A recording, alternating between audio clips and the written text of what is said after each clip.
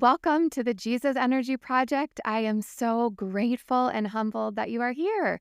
In this space, we move beyond beliefs, beyond actions, and into embodying and emanating the healing, loving, and transformative energy of Jesus. This project is dedicated to anyone who wants to move into a more experiential dimension of Christianity, who wants to feel free to be spiritually curious and expansive, while also rooted into the love of Christ. To anyone who might be wondering about their Christianity and is holding on because of their relationship with Jesus. And, to anyone that just wants to feel more alive in their body, live out their purpose, manifest some healing and goodness in the world, and maybe just bring some more heaven to earth. So in this episode, we get to hear from the incredible Keith Kristich. He is a phenomenal centering prayer teacher. He leads a beautiful contemplative community and has a lovely story and just gentle wisdom and encouraging teaching and just kind of an eye-opening and loving perspective that I'm really excited to and just honored to bring forth this morning. So, as you know, part of the mission of this project is to move beyond beliefs and into embodying and emanating the energy of Jesus. With that said, in this episode, we do, spoiler alert, I ask him about heaven and we talk a little bit about our thoughts or beliefs on that. And I just want to make a point to say my sincerest intention is to not by any means pry away any beliefs that you hold dear. I hope that whatever is meant for you is rooted deeper and stronger into your being after listening. My intention is purely to attempt to open my hands that have held my beliefs and to lovingly gaze at them, look at them, and kind of just sift through them in an attempt to align more purely with the truth of who Jesus is and the truth of the Bible and the mission of Jesus. And so just a spoiler, I do, to cut to the chase, I just mentioned how when we're talking about heaven, I am curious, are past lives true? Is that something, do we get the chance to try again? Some of us, I just, the point is I don't know. And that idea and hearing people talk about it, I'm like, gosh, that does kind of sound like grace. I wonder if that is in alignment with Jesus. And I mean, we could probably go on and on about that, and I'd be curious to know your thoughts on that. But I just wanted to kind of bring some light to it before we begin in an attempt to say I don't, want to say things for shock and awe, but to simply create a safe space, as I mentioned, to sift through and to just ask, why is this here? Is this true? Does this align with the mission of Jesus? And how can I more deeply and embody what is true and what is loving and what resonates as grace in our body and our being? And I will stop now from over-explaining and clarifying, and I want to get to the beauty that is the teaching and wisdom and insight of Keith. And I hope you just have a great morning and that this just brings some light to your day. You are a gift to the world and are uniquely gifted and equipped to bring more heaven to this earth. Pray that you feel life move through your body and being today, and that you feel inspired and encouraged to emanate that life from your being. Amen and amen. Let's go. Yay, I am here with Keith Kristich. Welcome, Keith. I'm so glad that you're here. Hey, Thanks glad for being to be with here. you. Keith is the founder of a contemplative community, Closer Than Breath. He is a writer, an incredible artist, and just a genuinely wonderful community leader, I would say.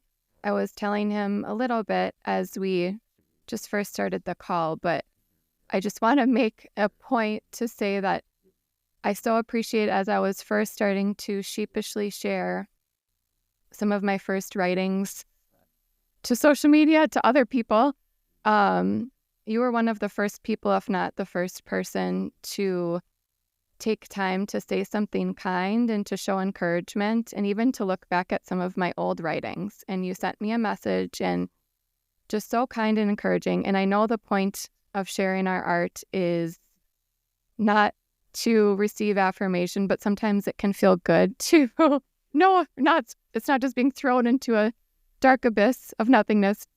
And I see you do that with your community. You take time to listen to other people, hear the wisdom of other people. In the talks and practices that Keith leads, it's always experiential driven and centering prayer driven and making space for the Spirit of God to move and to hear the wisdom of others. So I just see so much like this beautiful leadership quality in you, this stunning humility, and it is very inspiring. And I could go on, but I just really wanted to make a point to say that. So I'm just so humbled and grateful that you're here. Thank you, Kate. Warms my heart to hear all that. Thank you. Yeah. And I would love to just begin by hearing from your voice, just kind of who you are and what you're up to. Yeah, well, here in Buffalo, New York, and father to one. My boy Silas is now 2.5 years old, and that's like having a loose monkey in the house. High energy, highly spirited, super full of joy, the sort of innocence of baby gone toddler. The innocence is still there, and yet you see that ego developing. So even though it's so joyful, it's a wild house, and that's a lot of fun, and it's a lot of chaos too. I love but it. Yeah, so that's father and husband.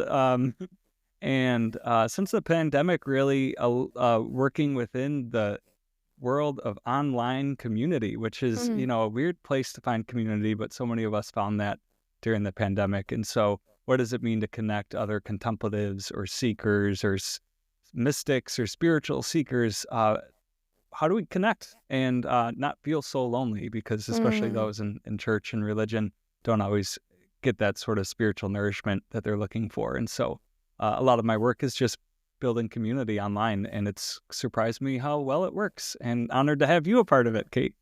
Oh, that's so amazing. That's so cool. Thank you, Keith. Well, I know a lot of your work revolves around deconstructing rigid religion, practical mysticism, and practicing contemplation. So I would love to simply begin by kind of laying a foundation here. How would you describe contemplation, and how do you define mysticism? Yeah, very good. Big questions, but Yeah. exciting questions. Yeah. When I look at contemplative spirituality, I see it as a countercultural spirituality, a countercultural way of being in the world. So much of our world is like going so fast, trying to accomplish everything on our to-do list, always thinking, feeling, doing, thinking, feeling, doing, thinking, feeling, doing all day long, and we have no time to just be.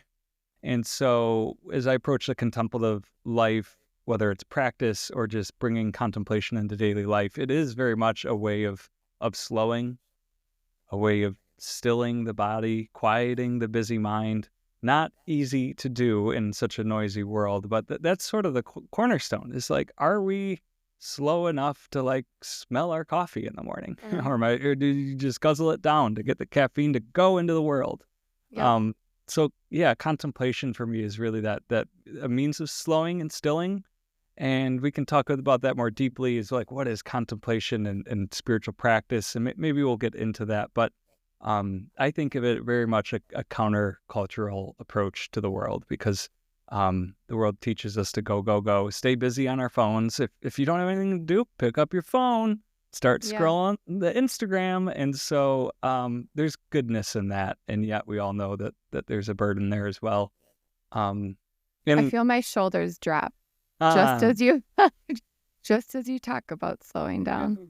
Yeah. Yeah. And I think of like mysticism too as like, that's another weird word. Some people are like, love mysticism. I grew up evangelical and it was like mystics were evil and heretics. And so I do advocate for a not so mystical mysticism because I think Mm, some people we can elevate like, oh, this is a saint or this is a mystic. And so therefore they're like beyond me. But what I really think of is just like, how do we see everything in life as sacred? yes. Not saying that this is spiritual and this isn't spiritual. How do we just look at the nakedness of reality? And when I'm changing a dirty diaper, it's like, okay, this can be a mystical moment. It doesn't have to be this like rosy experience. It's just being present with what is, and God is isness. And so if we're present in the moment, then I consider that a mystical experience. But it's not so not so mystical mysticism. So Yeah. That makes me curious, actually. When were you first introduced to mysticism, if I may ask? I fell into I grew up evangelical, ended up in evangelical college, which was a really healthy place for me at the time. And during some prayer and silent, kind of my evangelical prayers, I just sort of fell into the well of silence. Prayer was always talking to God, talking Yeah. at God, usually the guy in the sky out there. And so, I just sort of fell into silence. Like the words fell away, the sounds fell away, and all of a sudden Wow. I was in this spacious realm within myself, and I had no words for it as an evangelical. I didn't know what the heck it was because, Yeah. and the only thing I thought is like, I think I'm meditating. I don't really know what meditation is. Buddhists meditate. And so that was early exploration into Buddhism because that was the only language I had for it. But now looking back on it, I see that as sort of a mystical experience in many ways of emptiness. I mean, we can think of mysticism as like la-di-da, rainbows and butterflies and very exciting, elevated mysticism. But a lot of what I've experienced is sort of a like empty spaciousness, the nothingness of myself. And Yeah. so that would have been in college, 2009, 2010. So. And how did you know that it was, I don't know if this makes sense, but like, how did you know it was safe to explore? Like, that it was okay, being that, because I grew up the same, like, that it might be considered, like, it's such a mystery, it might be considered evil, or we're just not really sure. How did you know that was okay?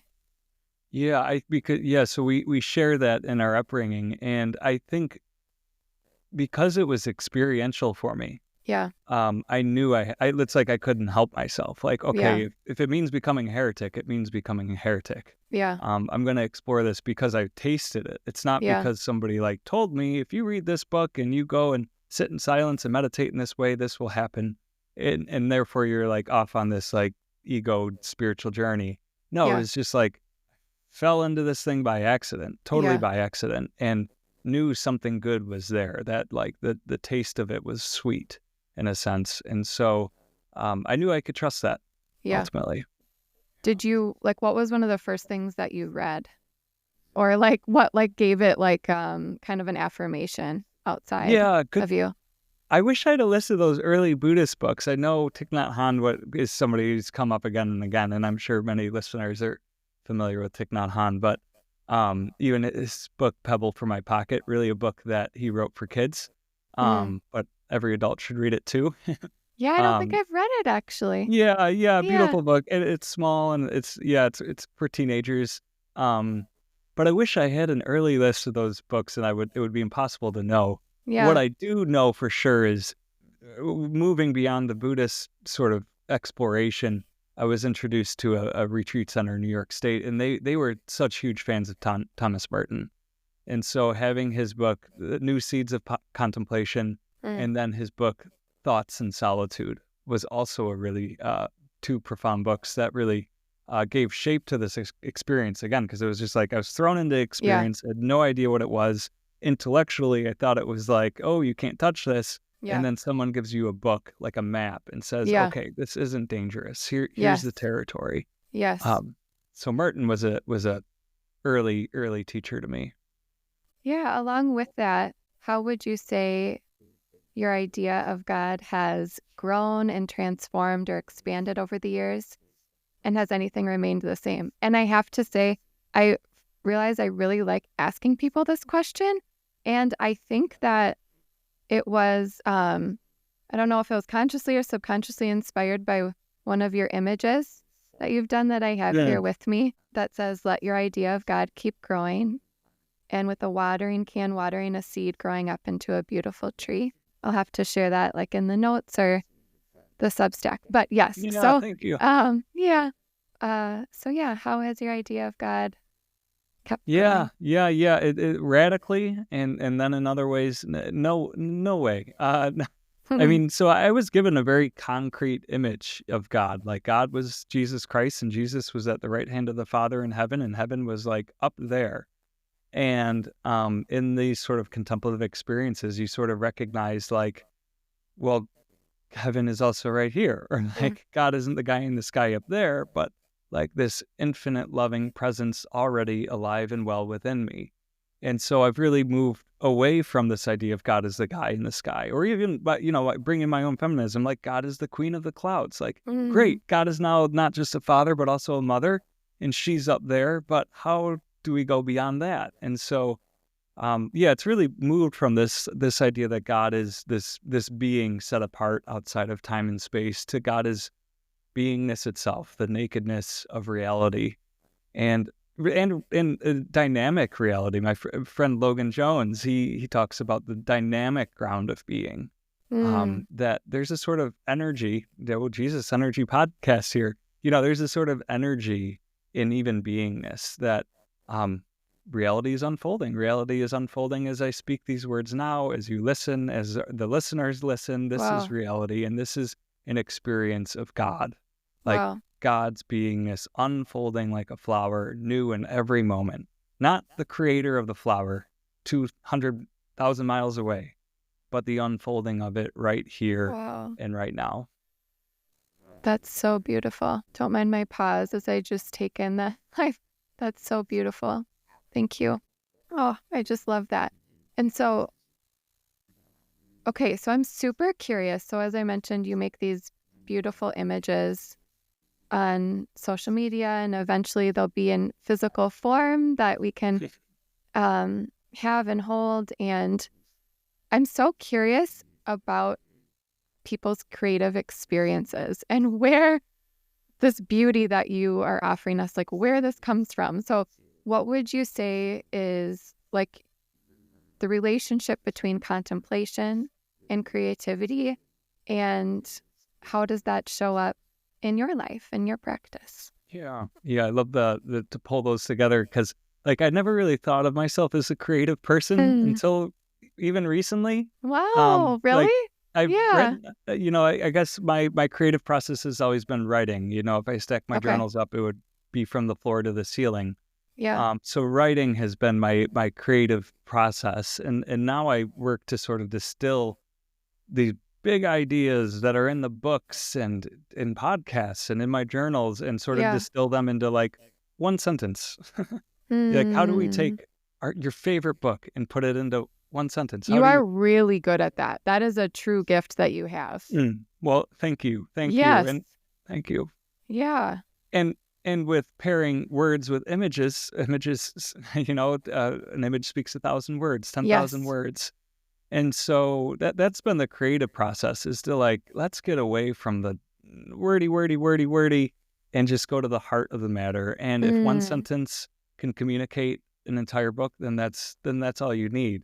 We're willing to sit with it and let it like experientially get into our bones, But so that's sort of the creative act, is like distilling, stripping away to the nakedness of a statement or of a message.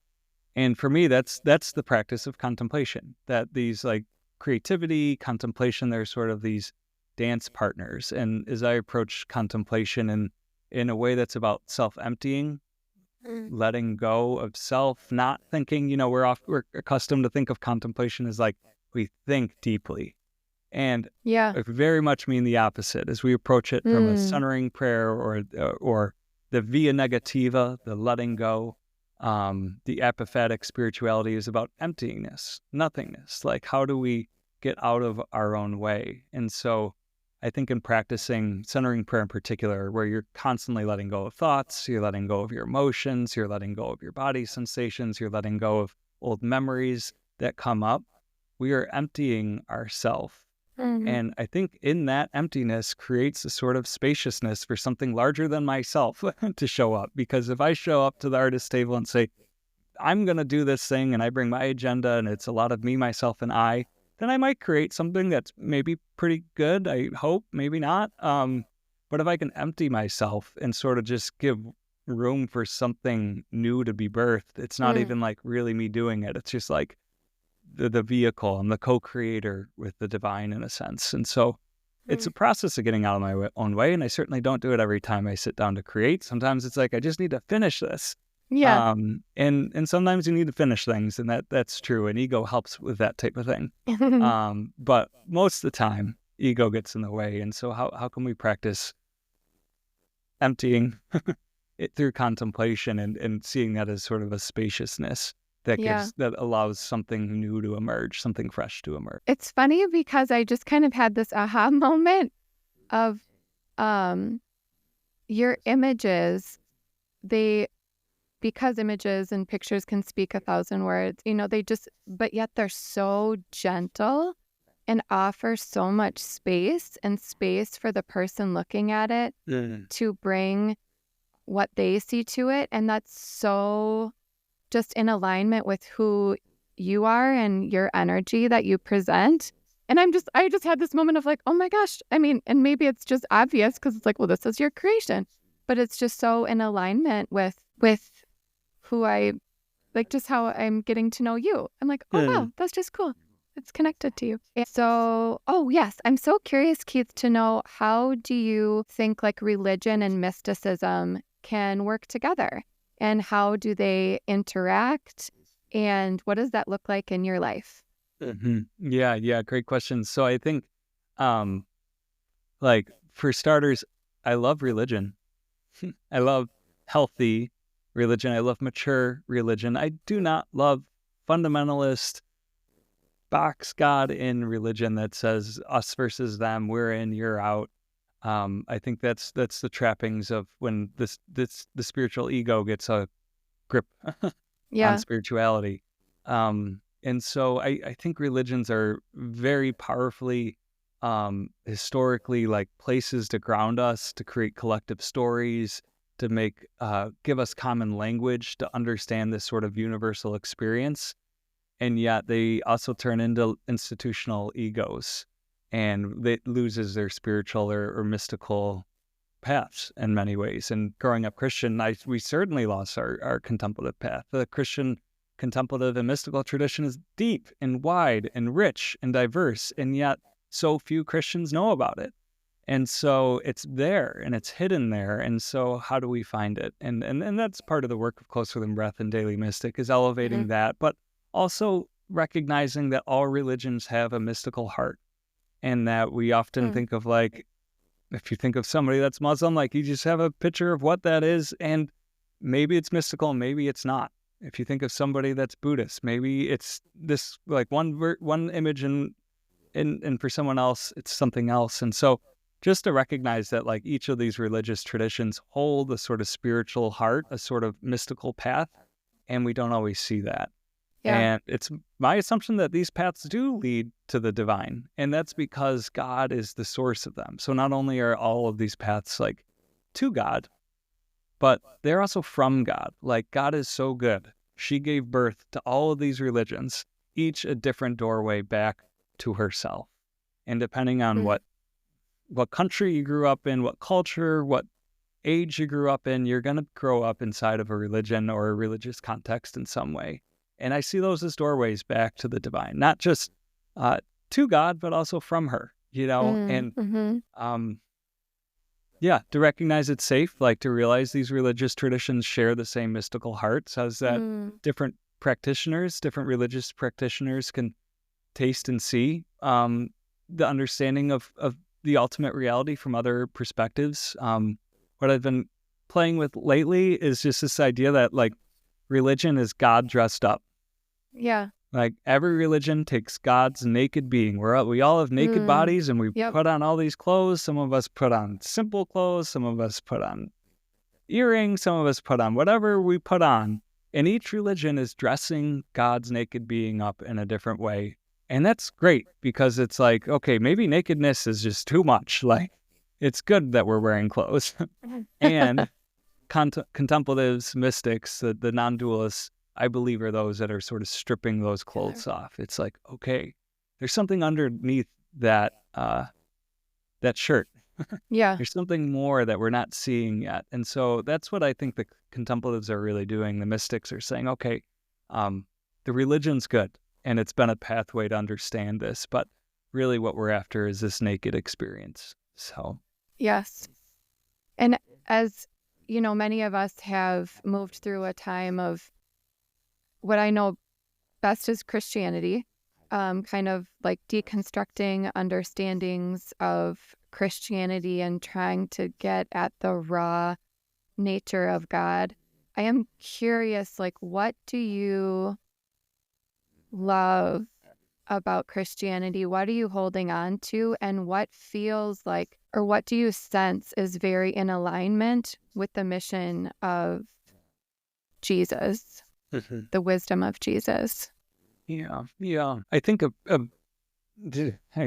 like analogies. Maybe that's why I like art and images. Yeah. Another great analogy is from Rabbi Rami Shapiro, and he says each religion is a different language. Yeah. And you can say certain things in one language that you can't say in another. And each language is unique and beautifully so. And so what I hear in that question is recognizing, like, Christianity is this language about the divine. And what is it saying that's true? Yeah. Much of what Christianity says is untrue. We have 30,000 Christian denominations, so we're clearly not in agreement. Yeah. And so what is being said that's true inside of this language about the divine? I think a big piece of it for me is the embrace of suffering, is the welcoming of suffering, in the way that Jesus really embodied this self-surrender, this not my will, but yours be done, even if that is the path of pain and the path of sorrow, of sadness, physically, emotionally, spiritually. Many spiritual traditions, you'll know, like Buddhism in particular, is about like getting beyond the suffering, transcending suffering. How can I get away from it, in a sense? And so there's value in that to like Actually, learn. I didn't know that. That's really interesting. Oh yeah. So that's a big, and it's a beautiful thing to like learn It is. detachment. I'm very drawn to that. That's interesting. And I didn't know that I was. Sorry to interrupt. That's yeah, cool. yeah. And so I think that's the language of Buddhism, is to like teach this practice of healthy detachment. Yeah. To recognize when the Oh, ego is. sure. Yeah. So that's the language they're bringing in. From a Christian perspective, it's like, actually there's value in suffering. There's like God is there too. Yes. And I think that's the way of Jesus, is to recognize that we don't have to avoid it, that we have to get uncomfortable, that we do have to surrender ourselves. And that doesn't mean it's easy or joyous. It means it's actually painful. Like waking up. Anthony DeMello would say spirituality is about waking up. But waking up is annoying. My son wakes me up every day, and it's like, oh, okay, I guess I'm awake. And yet being awake is wonderful.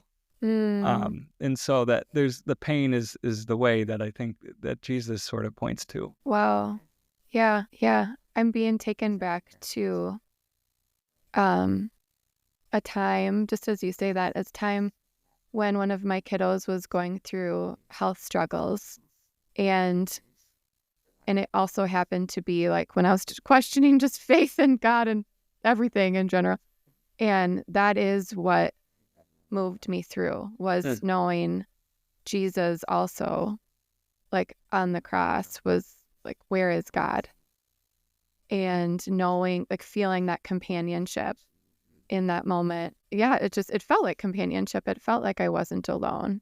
And that somehow it felt like hope. Yeah. Yeah. That is really good. Yeah, I find it so there's something too that I keep coming back to with Jesus that is very grounding for me. I love woo-woo and like spirituality and transcending, that like bliss, seeking that. Mhm. And I do continually feel called to like come back to like Jesus feels like it just grounds me in my body. And I don't know what that is. And I guess I'm just curious. I'm like, I wonder if that has something to do with suffering.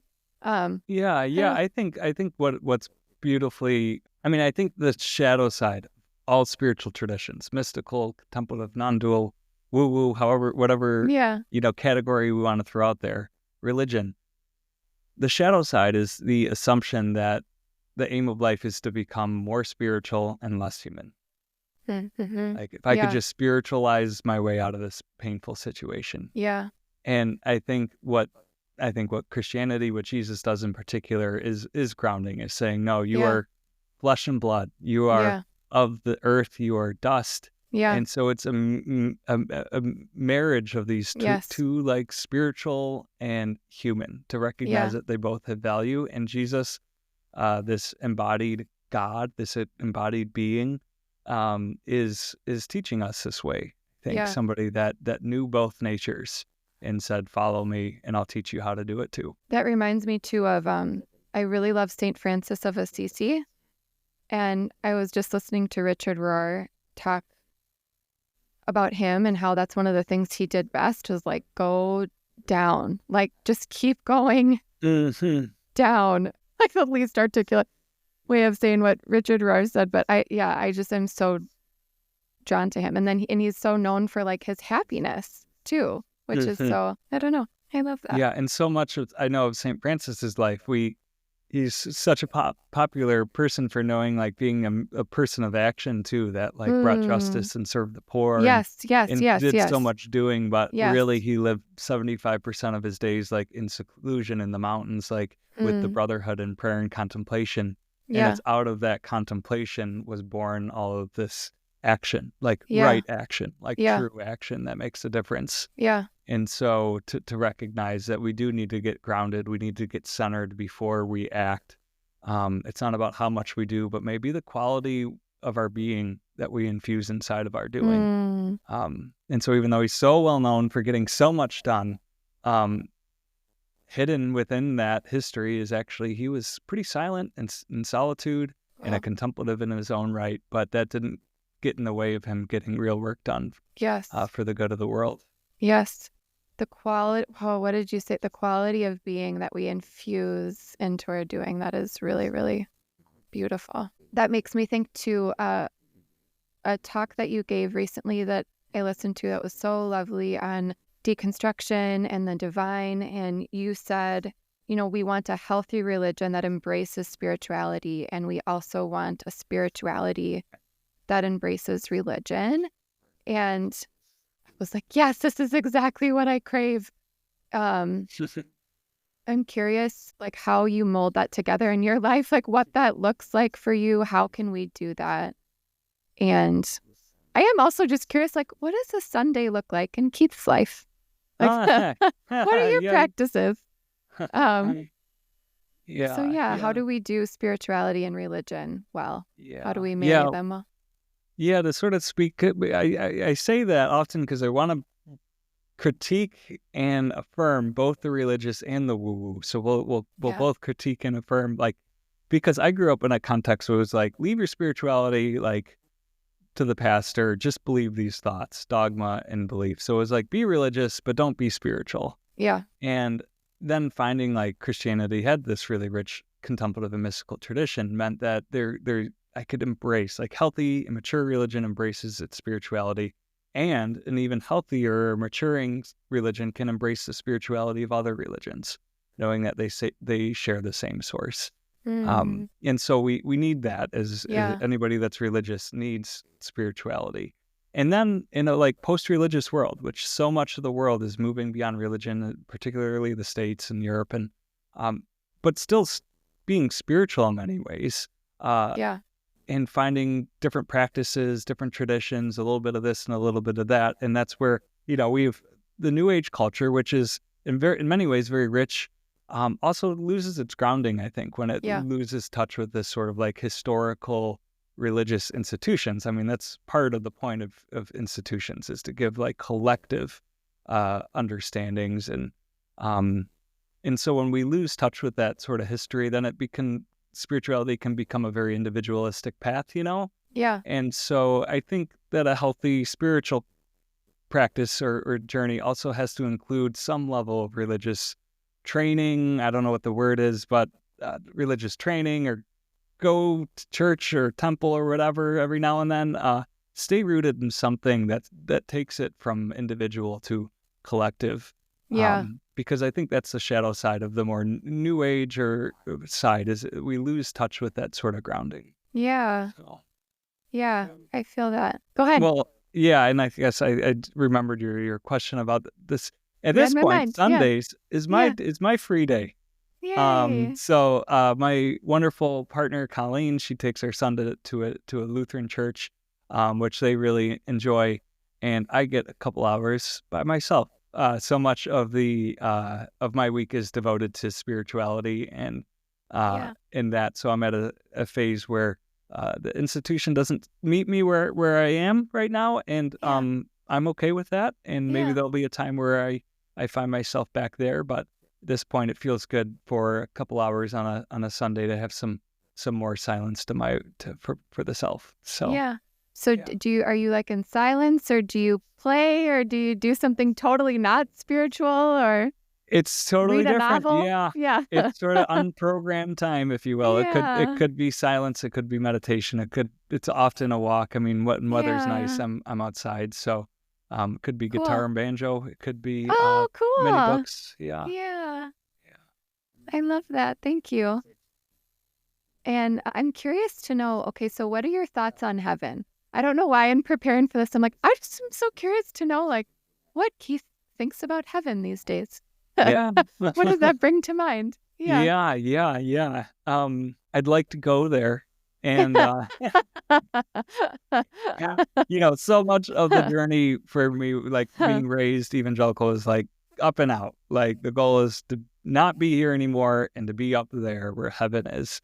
And so when I think of contemplation and mysticism, it's like a down in spirituality, because it's like, as Jesus said, the kingdom of God is within you, or the queendom of God is within you. The queendom of heaven, her heavenly queendom, is here and now already. And so if heaven exists, it's here if we're open to it. I think there's this beautiful St. Teresa of Avila quote. She says something to the effect that you'll never enter heaven without first entering yourself.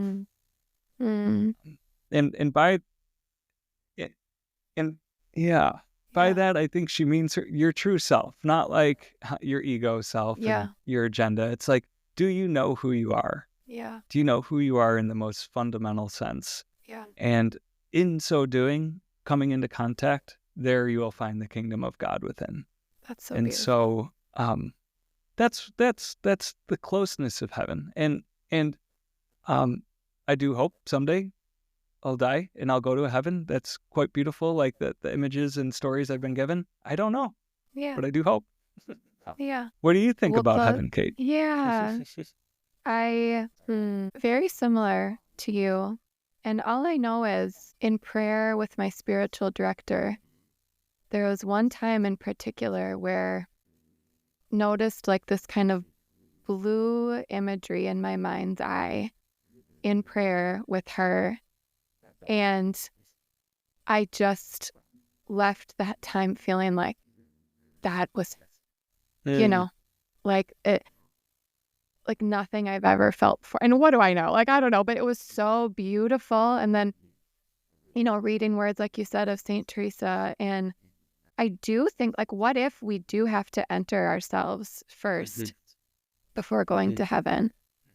Like, it does make me wonder, do we, and this is a whole nother tangent, but like, do we live multiple lives? Do we keep, like, it does kind of feel like grace to me. Like, do we keep trying until we enter this essence? And then as we enter our essence, then we start to live and do more like St. Francis, and there's more justice and peace and beauty and renewal of the earth, and then heaven abounds. I don't know. I'll be curious to find out someday. But I do enjoy attempting to go there in prayer, if that's a thing. It feels like it. Yeah. Yeah. Thanks for asking. I really, really love pondering that. So thank you for the space and time to chat together about it. And before we go, well, I want to end with rapid fire questions.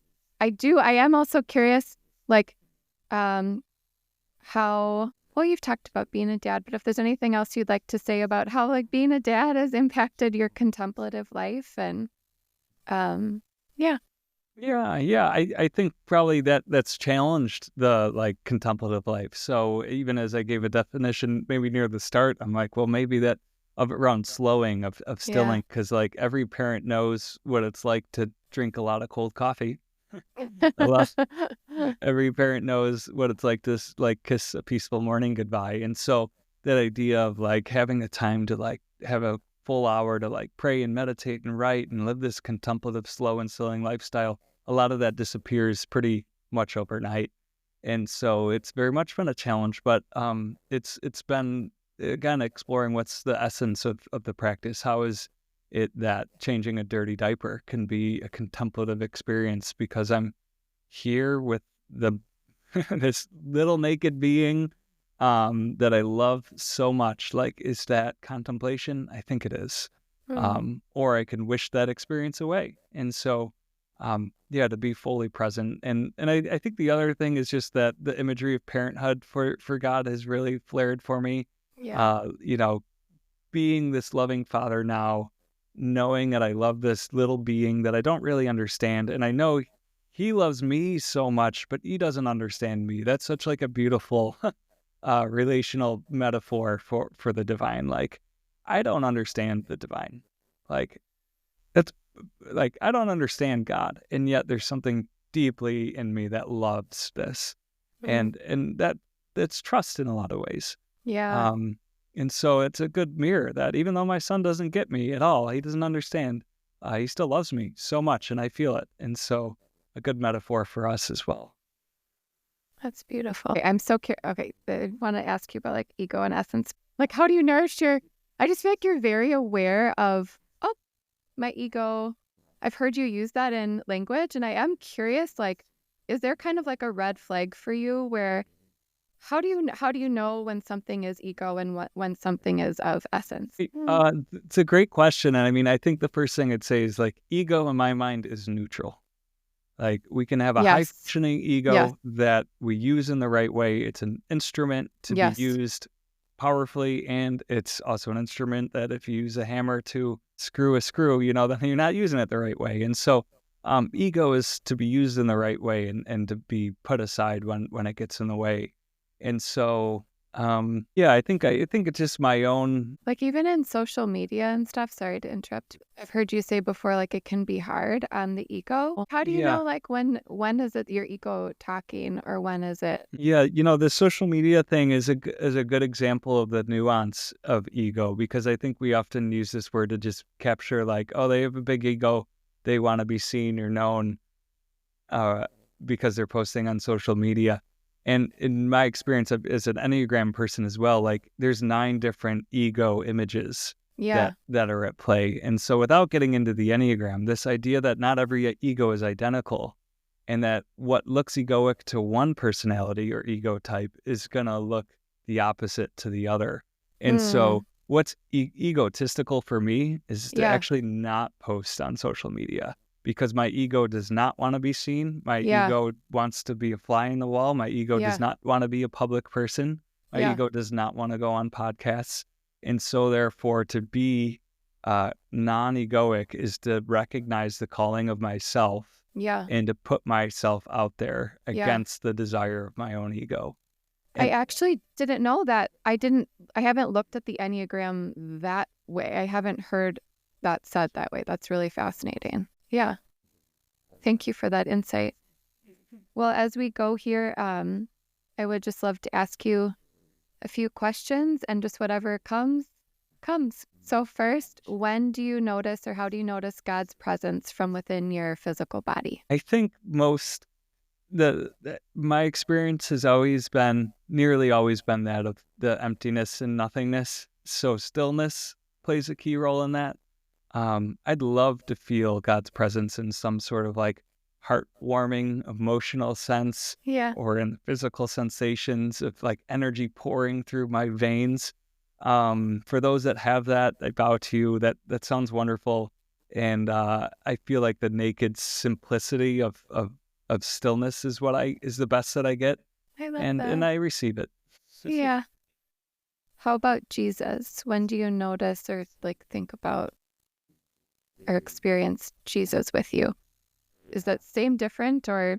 Yeah, I would say the same. Yeah. I think what I like about Jesus is this sense of like the personal, and I think Yeah. you spoke beautifully to it as well. That sort of personal grounding experience, and um, so to not totally universalize everything, but to know like my body is God's body in the sense that Jesus is. Yeah. Thank you. And how about faith? What does faith mean to you? I see faith as carrying a heart of trust as opposed to just believing the right beliefs. We often equate, like, if you have faith, then you believe in something. But I believe my own beliefs are false. Like, I believe I'm wrong in many ways. And so my deeper faith is knowing or trusting that in spite of my false beliefs, that God is good, that the universe is working in my favor. Yes. Trust. That's so beautiful. How about how are you hearing from God right now? And if I may ask, what are you hearing? I've been in a season of recognizing I need to slow down myself. A big project I have needed to put on pause. And just hearing that invitation to slowness and stillness against my own egoic desires, which wants to see this project move forward.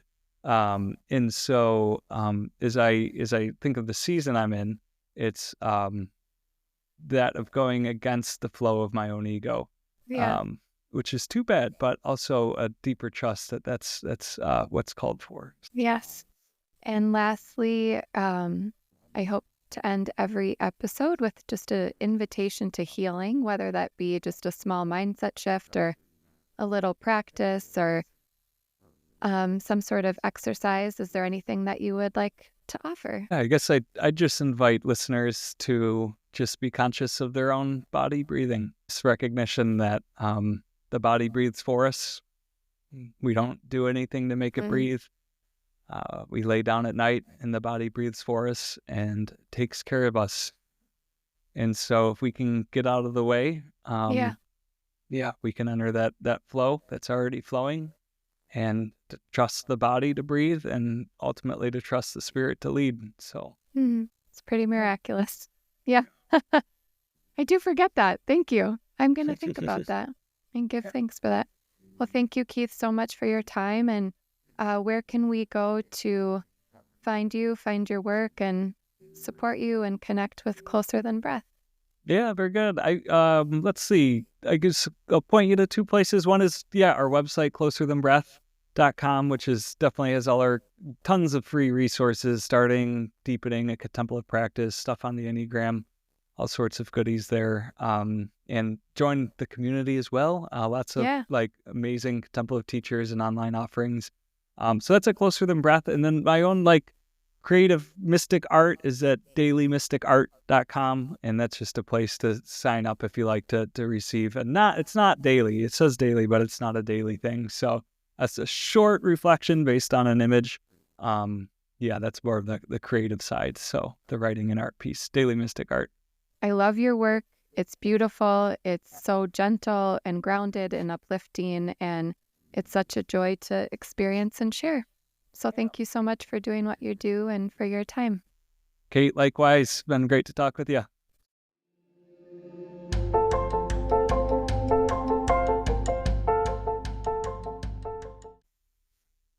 Thank you so much for being here. It's such a joy to do this together. Have a good week.